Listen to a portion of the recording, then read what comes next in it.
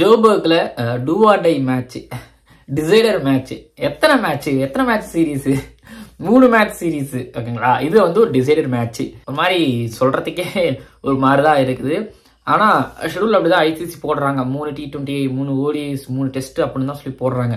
இதுல டிசைடர் அப்படின்னு சொல்றது ஒரு பிராட்காஸ்டரா கடமை. ஆனா ஒரு கிரிக்கெட் ஃபேனா பார்க்கும்போது அப்படின்தான் இருக்குது.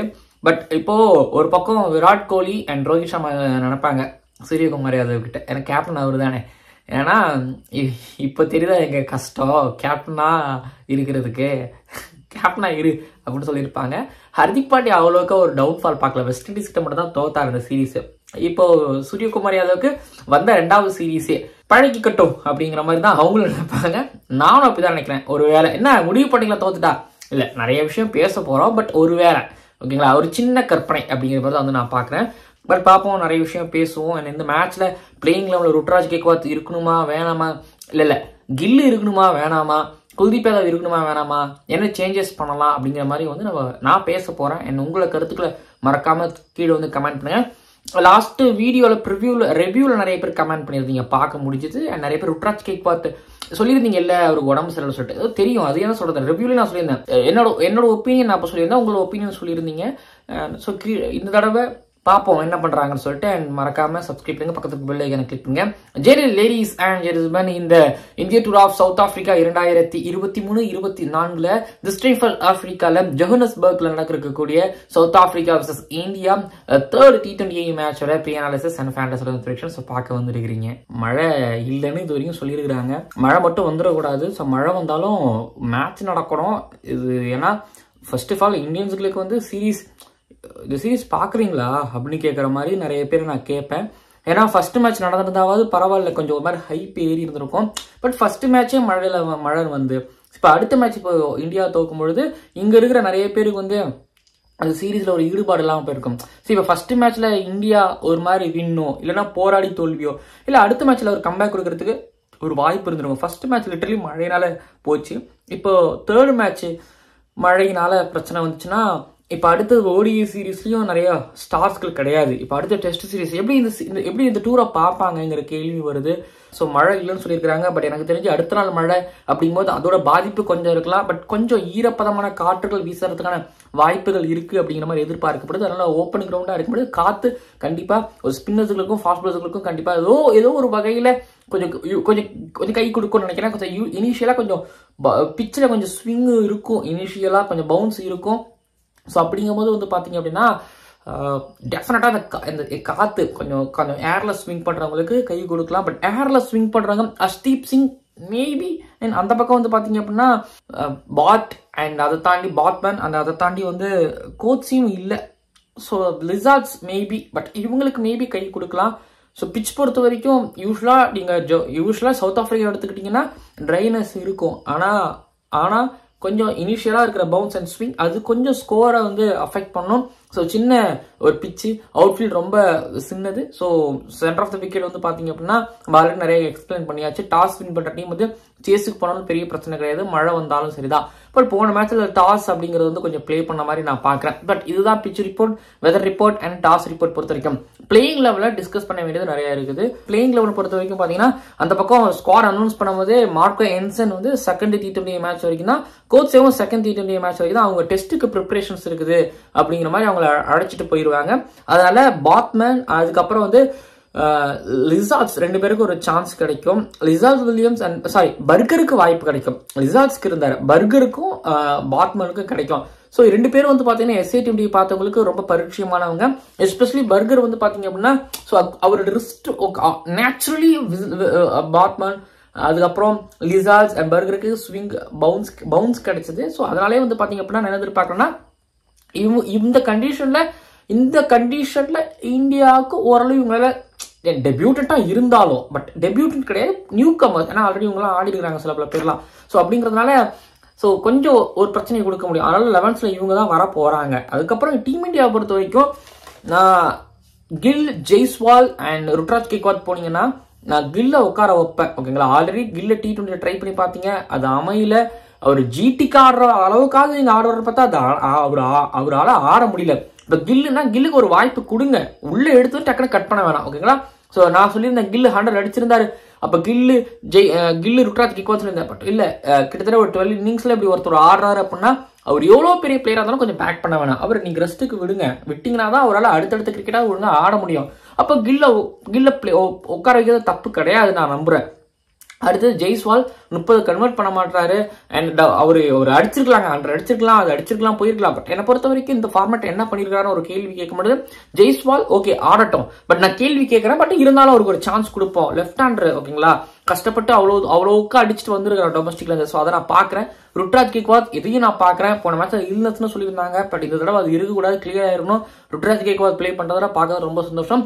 குல்தீப் யாதவ் போன மேட்ச்ல ஆடினாரு, பட் அவரை பெஞ்ச் பண்ணிட்டு பிஷ்னோய் T20 வேர்ல்டு கப்புக்கு இவங்க தான் முடிவு பண்ணதுக்கப்புறம் அது அப்படி போனால் பெட்டராக இருக்குமோன்னு எனக்கு தோணுது. ஸோ பார்ப்போம். அண்ட் என்னை பொறுத்த வரைக்கும் என் 11ல இதுதான் சேஞ்சஸ். மற்றபடி ஸ்ரேயாஸ் ஐயரை உள்ள ஆட் பண்ண மாட்டேன், இதோடவே போவேன். ஹர்ஷ்தீப் சிங் இல்லை, வேற யாரும் இல்லை, தீபக் சகர் போயிட்டாரு சரிங்களா. ஸோ முகேஷ் குமாரும் ஹர்ஷ்தீப் சிங் தான் ஆடுவாங்க, வேற வழி இல்லை அப்படிங்கிற மாதிரி தான். இதுதான் பிளேயிங் 11 உள்ளே வெளியே பொறுத்திருக்கும். உங்களுக்கு ஏதாவது மாற்று கருத்து இருக்கா? இல்லை கில்லுக்கு சான்ஸ் கொடுப்போம், ஒரு சான்ஸ் கொடுப்போம், இந்த சீரீஸ் முடியுது ஓகேங்களா, முடியுது, இதோட ஒரு சான்ஸ் கொடுப்போம், அடிச்சாருன்னா ஓகே, அடிக்கலன்னா பார்த்துப்போம் அப்படிங்கிற மாதிரி நீங்க போறீங்களா? ஓகே போகலாம். ருட்ராஜ் கேக்வாத் சொல்றேன் அப்படின்னா நீங்க என்ன சொல்றீங்க அப்படிங்கறதையும் எனக்கு கொஞ்சம் சொல்லுங்க ஓகேங்களா. பட் ஜெய்ஸ்வாலுக்கு சான்ஸ் கொடுப்போமா, கொடுக்கலாம் அப்படிங்கறத நான் நினைக்கிறேன் ஓகேங்களா. பவுலிங் வீக்கா இருக்கு, இல்ல பிஷ்னோயை கொண்டு வந்து குல்தீப் யாதவ் வைக்காம இருந்தா அது நல்லா இருக்காது அப்படிங்கிற மாதிரி நீங்க சொல்றீங்களா? ஸோ சொல்லுங்க உங்க கருத்து கேட்கறத நான் இருக்கிறேன். நடந்து வந்து அடிக்கிறாங்க, நின்று அடிக்கிறாங்க, நோ லுக் ஷாட்ஸ் அடிக்கிறாங்க, ஹர்ஷ்தீப் சிங் அடிக்கிறாங்க. ஸோ இப்போ பேட்டில் எடுத்துக்கிட்டீங்க அப்படின்னா இந்தியாவோட ஃபாஸ்ட் பாலர்ஸ் இண்டிவிஜுவலா அவங்களுக்கு இருக்கிற ப்ரெஷர் வெர்சஸ் சவுத் ஆப்பிரிக்காவோட பேட்டர். இப்போ டெம்பா பவுமா இல்லாதது அந்த பேட்டிங்ல எனக்கு எப்படி காட்டுதுன்னு பாருங்களேன். அது எப்படி குளோரிஃபைட் ஆகுதுங்கிறத நீங்க பாத்தீங்களா? ரீசா ஹெண்ட்ரிக்ஸ் நடந்து வந்து அடிக்கிறாரு. பிரீட்ஸ் ஆக்சுவலி லெவலில் பிரீட்ஸி அவுட் ஆயிட்டாரு. பிரீட்ஸி ஒருவேளை அவுட் ஆகலன்னா அவரு ஒரு கை பார்த்து ஒரு 50 அடிச்சிருப்பாருன்னு எனக்கு பர்டிகுலரா தோணுது போன மேட்ச்ல. இல்ல நோ லாஸ்ல முடிச்சிருந்திருப்பாங்க. ஒரு பக்கம்னா ஏடன் மார்க்ரம் ஆகட்டும், ஒரு கிளாசின் ஆகட்டும், மில்லர் ஆகட்டும், ஸோ அவங்க ஆடுறாங்க. பட் பிளஸ் இதுல வந்து சிலர் எஸ்பெஷலி ஒரு கிளாசின், மில்லர், மார்க்ரம் இவங்க ஸ்பின்ன அடிச்சதை பார்க்கும்பொழுது சூப்பரா இருந்துச்சா அப்படிங்கிறது கண்டிப்பா சூப்பரா இருந்துச்சு. குல்தீப் ஒரு 6 அடிச்சாங்க, ஜடேஜாவை ரிவர்ஸ் ஸ்வீப்ல அடிச்சாங்க, கடைசியா வரவங்களும் ஜடேஜாவை அடிச்சாங்க. ஸோ ஸ்பின்லயும் அவங்க ரொம்ப தெளிவா இருக்கிறாங்க. ஸோ ஓவரால் வந்து பாத்தீங்கன்னா அவங்களோட பேட்டிங் அண்ட் இந்த ஜோஹன்னஸ்பர்க் அவங்களும் அதெல்லாம் விரும்புவாங்க. எப்படி ஸ்கை அண்ட் திலக் 2 பேருக்கும் பால் முட்டுனா நல்லா ஆடுறாங்களா, அதே மாதிரி அந்த பக்கம் சவுத் ஆப்பிரிக்கால அவங்களும் அதெல்லாம் எதிர்பார்ப்பாங்க. நீங்க போடுங்க ரஜா போடு அப்படிங்கிற மாதிரி அசால்ட்டா தூக்கி அடிப்பாங்க. ஸ்பின் நல்லா ஆடுறாங்கிறதுனால இந்த மேட்ச்ல இந்தியா ஜெயிக்கணும்னா இப்படி நடந்தாதாங்க ஓகேங்களா. இந்தியாவோட பேட்டிங் எக்ஸ்ட்ராடனரி ஓகேங்களா. அவங்களோட பர்கர், பாட்மன், லிசார்ட், ஃபெதுகோயா இவங்களெல்லாம் அடிச்சு செம்ம ஸ்கோர் ஒன்று பண்ணி இந்தியா ஒரு 230 வந்து அதுக்கப்புறம் அவங்க அன்பார்ச்சுனேட்லி போன மேட்ச்ல வந்து சில நேரங்களில் கேட்ச் கொடுத்துருப்பாங்க. அந்த மாதிரி ஏதாவது நடந்தா மட்டும்தான் இந்தியாவில் இந்த மேட்ச் ஜெயிக்க முடியும் ஓகேங்களா. அவங்க தப்பு பண்ணணும், ஒன்று இந்தியன்ஸ் தப்பு பண்ண வைக்கணும், இல்லை அவங்க தப்பு பண்ணணும். இந்த மாதிரி ஒன்று இருந்தால் தான் இந்தியாவில் கண்டிப்பாக இந்த மேட்ச் ஜெயிக்க முடியும். இல்லை என்றால் சவுத் ஆப்பிரிக்கா இந்த மேட்ச் வந்து ஜெயிச்சுட்டு போயிடுவாங்க. ஸோ என்னை பொறுத்த வரைக்கும் இந்தியாவோட பேட்டிங்ல ரென்கு சிங் ஒரு பெரிய ஒரு பேக் பர்னா இருக்கிறாரு. அண்ட் அதை தாண்டி வந்து பார்த்தீங்கன்னா ஜிதேஷ் சர்மா வந்து இந்த மேட்ச்ல ஆடணும்னு எதிர்பார்க்கிறேன். எனக்கு தெரிஞ்ச இந்தியாவோட பேட்டிங் அண்ட் கீழே Mukesh Kumar and Bishnoi, so overall 11 பேர் சூப்பரா விளையாடணும். பட் ஹர்ஷ்தீப் சிங் மட்டும் ஒரு சூப்பரான ஒரு கம்பேக் கொடுத்து ஒரு ரிடம்ஷன் ஸ்டோரி எழுதிட்டாங்கன்னா அது வேற லெவல்ல இருக்கும். ஸோ அதை தான் எதிர்பார்க்கிறேன். ஹர்ஷ்தீப் சிங் சூப்பரா போட்டானா டீம் கண்டிப்பா இந்தியா வின்.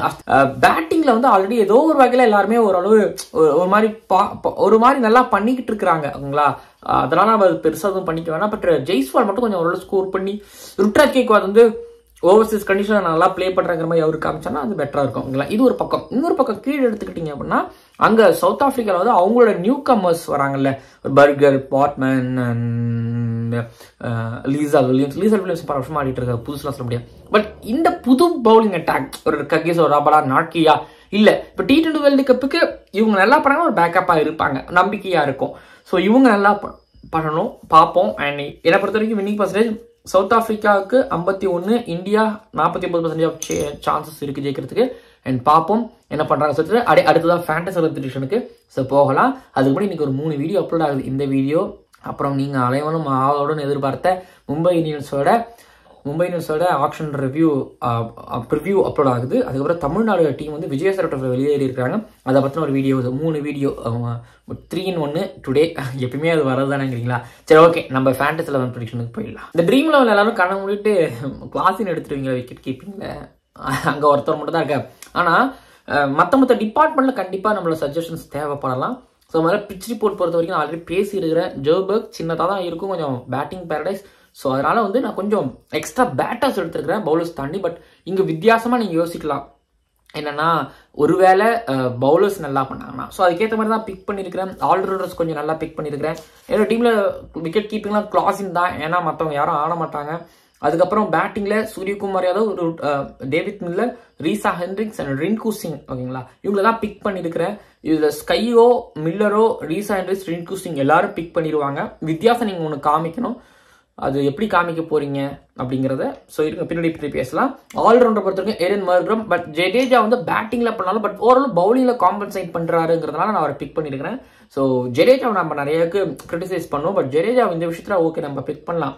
பவுலிங் பொறுத்த வரைக்கும் முகமது சிராஜ், ஷம்சி அண்ட் முகேஷ் குமார். கேஷவ் மகாராஜ் கெத்து தில்லு, ஓகேங்களா. ஆனா கேஷவ் மகாராஜ் T20 தாண்டி ஷம்சி T20 வந்தா நல்லா பண்ணிடுவாருங்கிற மாதிரி எதிர்பார்க்கிறேன். அதனால நான் ஷம்சியை பிக் பண்றேன். முதல்ல 10 பிளேயர்ஸை பிக் பண்ணிருப்பீங்க.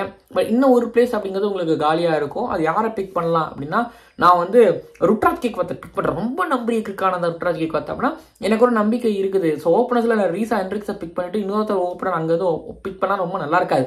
சரி, ஒரு ஓப்பனர் தான் பிக் பண்ணிட்டே அப்படின்னா வேற யாராவது அப்படின்னா நான் வேற யாரை பிக் பண்ணுவேன்? மில்லரையும் பிக் பண்ணிட்டேன், மார்க்ரமையும் பிக் பண்ணிட்டேன், கிளாஸினையும் பிக் பண்ணிட்டேன். மிடில் ஆர்டர்ல மேல ரீசா ஹென்ரிக்ஸையும் பிக் பண்ணிட்டேன்.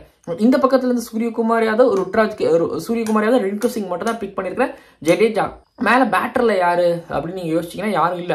அதனால ருட்ராஜ் கேக்வாத்தை பிக் பண்ணிருக்கிறேன். ஸோ புரியுது பர்கர் லிசார்ட்ஸ்லாம் இருக்கிறாங்க. பட் ஆனால் எனக்கு வந்து இவங்க மேலே ஒரு நம்பிக்கை இருக்குங்கிறதுனால நான் இவங்களை பிக் பண்ணியிருக்கிறேன். அதாவது எஸ்பெஷலி ருட்ராஜ் கேக்வாத்தை நான் பிக் பண்ணியிருக்கிறேன். ஸோ ட்ரை பண்ணி பார்ப்போமே யாரும் ருட்ராஜ் கேக்வாத் எடுப்பாங்க. பட் நிறைய பேர் ருட்ராஜ் கேக்வாத் CSK கனெக்ஷனுக்காக எடுப்பாங்க. நீங்க வித்தியாசம் காட்டணும் அப்படின்னா மேபி அங்கே பிரீட்ஸ் இருக்கார்ல, அவரை பிக் பண்ணி வித்தியாசம் காமிக்கணும், நீங்க அவரை பிக் பண்ணுங்க. பட் இதுதான் என்னோட டீம், ஸ்டிக்கா இருங்க. அண்ட் நான் போன தடவை சொல்லி இந்த கேப்டன் வைஸ் கேப்டனை பத்தி பேசிருக்கும் பொழுது ஸோ உங்களுக்கு எந்த அளவுக்கு கை கொடுத்துருக்குன்னு தெரியல. பட் மார்க்ரம் பாத்தீங்கன்னா வந்தாலும் ஒரு 10 ரன் சம்திங் அடிச்சாரு, ஒரு விக்கெட்லாம் எடுத்துட்டு போனார். அதுவே ஒரு இம்பாக்டா இருந்துச்சு. பட் நான் போன தடவை சூரியகுமார் யாதவ், கிளாஸின் அப்புறம் மார்க்ரம் சொல்லியிருந்தேன். பட் இதே தான் சொல்லுவேன், இந்த தடவை அதான் சொல்லுவேன். சூரியகுமார் யாதவ், கிளாஸின், ரின்கு சிங் பிக் பண்றீங்களா? பெட்டரா தான் ஆடுறாரு, ஓகேங்களா, அவரை நீங்க பிக் பண்ணிக்கலாம். இல்லைன்னா Suryakumar Yadav, Klaasen and Aiden Markram, இந்த 3 பேர்ல நீங்க யாராவது 2 பேரை பிக் பண்ணிக்கோங்க. ஏன்னா எனக்கு தெரியும் மார்க்ரம் ஆல்ரவுண்டர், மேபி கையை சுற்றி வந்து பவுலிங் போகிறதுக்கு வாய்ப்பு இருக்குது. கொஞ்சம் பேட்டிங்லேயும் வந்து ஒரு 20-30 ரன் ஒன்று அடிச்சாருன்னா அது நம்மளுக்கு வந்து கை கொடுக்கும், பூஸ்டப்பாக இருக்கும். அதனால நான் அதான் 2 விக்கெட்டு 20-30 ரன் நான் தான் அவர்கிட்ட எதிர்பார்க்கிறேன். ஏன்னா லெஃப்ட் ஹேண்டர்ஸாக நிறைய பேர் டீம் இந்தியாவில் இருக்கிறாங்க. கரெக்டாக ஸ்கை கொண்டு வராரு. அதுக்கேற்ற மாதிரி மார்க்ரம் உள்ள வந்தாருன்னா கொஞ்சம் லைட்டாக அலசி விட்டுட்டு போகலாம், விக்கெட்ஸ் எடுத்துட்டு பிக் பண்ணியிருக்கிறேன். பட் ஜடேஜா பற்றி அங்கே ப்ரிவியூவில் நான் பேசுகிறேன். பட் ஜடேஜா வந்து லாஸ்ட் மேட்ச் பேட்டிங்கில் சரியா பண்ணல. பட் இந்த தடவை பேட்டிங்கில் சரி பண்ணணும். ஏன்னா போன மேட்ச்சில் யோசிச்சு பாருங்க, இன்னொரு 3 பால் இருக்கு, 180 வந்தாச்சு. ஒருவேளை அந்த 2-3 பால் இருந்துச்சு, இந்தியா வந்து 190 போயிருந்தாங்கன்னா ஸோ அப்போ ஜடேஜா ஒருவேளை இருந்திருந்தாங்கன்னா ஸ்கோர் 200. பட் அங்கதான் மிஸ் பண்ணாங்க. ஸோ கண்டிப்பா ஜடேஜாவோட கேம் எதிர்பார்க்கிறேன். ஜடேஜாவை நீங்க நிறைய பேர் பிக் பண்ணிருக்கீங்க. பட் நீங்க ஒரு கேப்டனா போட்டு பாருங்களேன், ஒரு டம்பர்ல அப்படிங்கிற மாதிரி ஒரு சின்ன ஐடியா கொடுக்கலாம். பட் பார்த்துக்கோங்க, பார்த்து விளையாடுங்க. முக்கியமான மேட்ச் டிசைடரு 2-0 சவுத் ஆப்பிரிக்கா வின் பண்ணுவாங்களா? மார்க்ரமுக்கு இப்போதான் புதுசாக கேப்டன்சி வந்திருக்கு. இவர் தான் அதுக்கப்புறம் ஃபுல் டைம் கேப்டன் இப்போதான் சொல்லியாச்சு ஆல்மோஸ்ட். ஸோ வந்திருக்குது. அவர் வின் பண்ணுவாரா இல்லை சூரியகுமார் யாதவ் 1-1 ஈக்குவல் பண்ணுவாரா? ஸோ கேப்டனா பொறுப்பேற்றிருக்கிறாரு, எடுத்தோடனே கல்லடி வாங்குவாராம். ஸோ பொறுத்து வந்து பார்க்கலாம். நான் மறக்காம சப்ஸ்கிரைப் பண்ணுங்க, பக்கத்தில் இருக்க பெல் ஐக்கனை கிளிக் பண்ணுங்க. பார்க்கலாம் அடுத்தடுத்த வீடியோக்குள்ள. நீங்கள் 3 வீடியோ ஃபுல் ஆகுது, மறந்துடாதீங்க.